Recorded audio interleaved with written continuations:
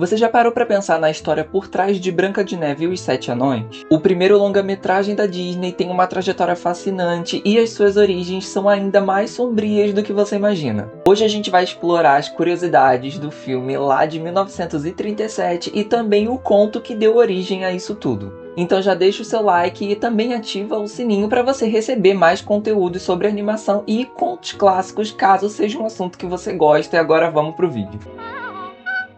Como eu já mencionei aqui, Branca de Neve e os Sete Anões, ele foi lançado em 1937 e ele foi um marco na história do cinema. O Walt Disney, ele arriscou tudo que ele podia para poder produzir esse filme e muita gente, inclusive, não estava botando muito fé, não. Então, na época, algumas pessoas começaram até a chamar esse projeto dele de loucura do Disney. Afinal, ninguém tinha feito nada parecido até então, né? Um longa-metragem animado lá na década de 30. Esse filme é o primeiro longa-metragem animado da história e também o primeiro do mundo a ser feito totalmente colorido. Inclusive, no ano de 2008, ele foi eleito o maior filme de animação de todos os tempos de animação americana, lá pela American Film Institute.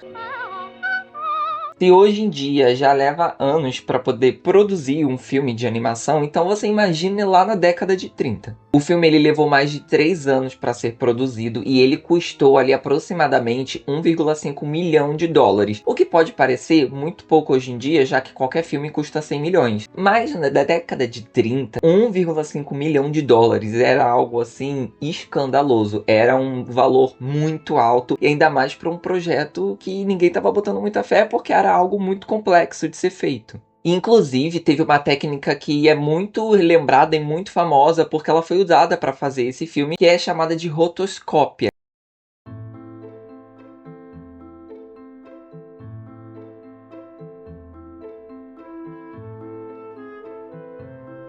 Que é uma técnica que você se utiliza de fotografias para poder se basear ali na movimentação dos personagens. Essa técnica ela ajuda a deixar os movimentos dos personagens mais fluidos e mais semelhantes aos dos humanos, já que as animações até então tinham um efeito um pouco robótico, então foi algo assim bem tecnológico. A Adriana Caselotti, ela foi a responsável por dar voz à grande primeira princesa dos filmes da Disney. E quando ela ainda tinha 18 anos, ela foi escolhida pessoalmente pelo próprio Walt Disney para dar vida a Branca de Neve. Mas como a gente está falando de Walt Disney, de um filme que ia revolucionar a história do cinema, o Walt Disney também não era bobo nem nada, né? E ele fez ali um contrato que envolvia a questão da voz dela. Basicamente, a voz dela foi contratualmente exclusiva do filme da Branca de Neve do Walt Disney para não poder ficar associada a outros personagens. A gente mesmo conhece vários dubladores que a gente vai reconhecendo de personagens icônicos e o Walt Disney não queria que isso acontecesse. Ela ainda conseguiu ali umas exceções, inclusive para participar do Mágico de Oz, mas a sua voz era exclusiva da Branca de Neve e isso foi um passo muito inteligente. O personagem do Zangado, que é um dos Sete Anões, ele foi um dos maiores desafios da equipe ali de animação, porque ele não é um vilão. Então, ele deveria ser zangado, rabugento, mas ao mesmo tempo as pessoas tinham que gostar dele e achar ele carismático de alguma forma. Então, a equipe teve um pouco mais de trabalho com esse personagem. E como a gente está aqui falando de quebrar barreiras, ser o pioneiro, começar uma tendência, e Branca de Neve não ficou só na parte visual. A trilha sonora também foi algo que deu uma revolucionada, já que o filme foi o primeiro a ter uma trilha sonora feita separadamente. E isso meio que criou ali uma base, uma tendência para os álbuns musicais de filmes de animação. Cinderela sempre foi, sempre será a maior ícone para mim, mora no meu coração, minha princesa favorita, mas a gente não tem como negar que Branca de Neve é a It Girl da Disney. Ela chegou já lançando tendência para tudo que é canto. Mas antes do filme, também tinha a história criada pelos irmãos Grimm lá em 1812. E como muitas histórias infantis antigas, ela não era uma história tão infantil assim, né? Se você já conhece os irmãos Grimm e as histórias originais dos contos de fada, você já sabe do que eu tô falando. Eu vou trazer aqui alguns exemplos do que acontece no conto original dos Irmãos Grimm para você ter uma ideia do que eu tô falando. No filme, nessa história mais atual, que a gente já conhece, que a gente cresceu assistindo da Disney, a Rainha Má, ela pede o coração da Branca de Neve. Só que no conto original dos Irmãos Grimm, além do coração, ela também pede o fígado e os pulmões da Branca de Neve para ela poder comer. No final do conto, a Rainha Má ela sofre as consequências das coisas que ela fez. E para ser equivalente ao que ela queria fazer, o que ela mandou fazer, ela é forçada a dançar com sapatos de ferro em brasa até a morte. Um negócio levinho assim, um conto infantil para você ler para os seus filhos antes deles dormirem. Algumas versões mais antigas da Branca de Neve sugerem que ela não acordou com o beijo do príncipe como a maioria das pessoas conhece. Mas sim, ela acorda porque o caixão que ela tá acaba caindo do lugar que ele tá. Ele dá uma despencada, ele cai e a maçã envenenada ali que tava na garganta dela se desprende. E por isso que ela volta a respirar. Essa curiosidade é muito boa, porque eu não sabia disso e é a minha cara, porque eu adoro coisas baseadas em fatos e Branca de Neve também é baseada em uma pessoa que existiu. Então, algumas teorias elas sugerem que a Branca de Neve foi inspirada em uma figura real lá do século XVI. Essa pessoa ela seria Maria Sofia von Ertl, eu não sei se é assim a pronúncia, mas de qualquer forma eu vou deixar escrito aí na tela. E a Maria, ela era uma baronesa. A Maria, ela nasceu em 1729 na Alemanha e ela é de uma família nobre. E ela tá diretamente ligada ao conto da Branca de Neve porque muitas coisas históricas indicam que os irmãos Grimm se inspiraram sim nessa pessoa. Para começar, ela tinha uma madrasta que se assemelhava muito à Rainha Má. Porque muitas descrições dessa madrasta dela era que era uma pessoa muito assim vaidosa e meio impiedosa, digamos assim. Ela não se dava bem com a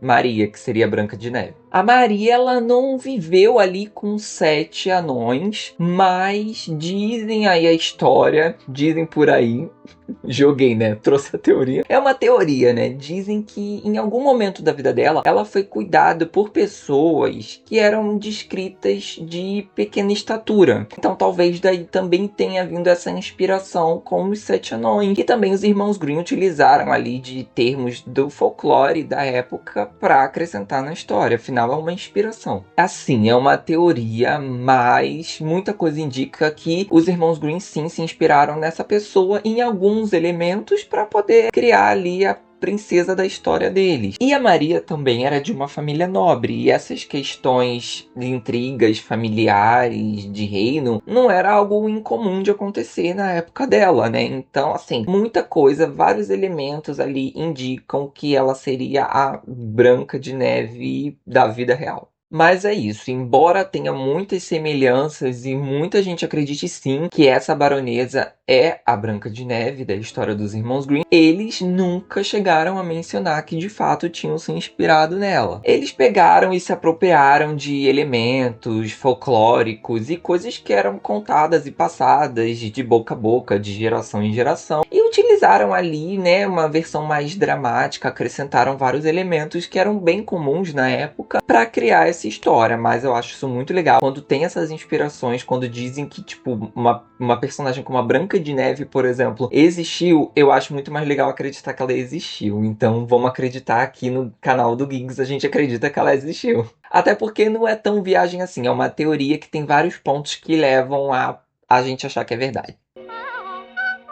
E como aqui em 2025 já sabemos, A Branca de Neve e os Sete Anões, de 1937, foi um grande sucesso. O filme arrecadou mais de 8 milhões de dólares na época, o que foi um recorde. E assim, depois disso, o cinema de animação nunca mais foi o mesmo. Inclusive, um fato muito curioso sobre esse filme é que o Walt Disney, ele recebeu um Oscar honorário e muito mais do que especial. Ele recebeu um Oscar original grande, né, que a gente já tá acostumado a ver, e mais outras versões pequenininhas, 7 versões representando os 7 anões. Isso é muito fofinho, né?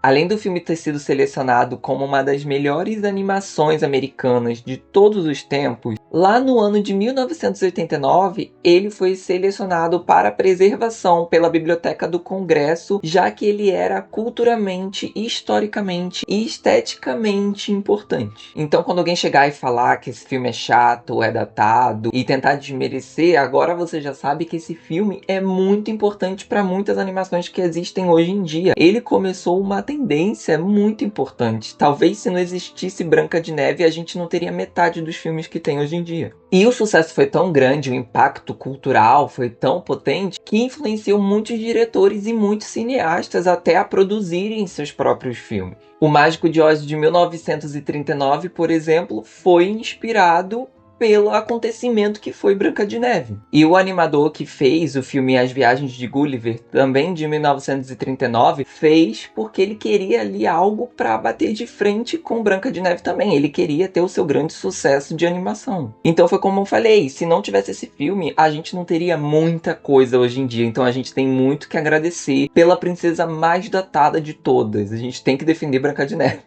E uma coisa muito legal é que, além de influenciar e impactar culturalmente no mundo ali do cinema, influenciar outros cineastas, também ajudou financeiramente o Walt Disney, porque a receita que esse filme trouxe, o dinheiro que ele fez, ajudou o Walt Disney a continuar produzindo várias histórias. E algumas delas são Fantasia, que é aquele filme do Mickey Feiticeiro, que é um ícone da Disney, e Pinóquio. Tem noção que esses filmes não teriam sido feitos se a gente não tivesse Branca de Neve? Foi do dinheiro de Branca de Neve que nasceu um monte de clássico da Disney. E aí uma coisa foi puxando a outra, né? Pelo primeiro sucesso ali, eles fizeram Pinóquio e Fantasia, e depois um sucesso foi chamando o outro, como por exemplo Peter Pan, Alice no País das Maravilhas, Bambi. Então seria Branca de Neve a mãe de todos esses personagens?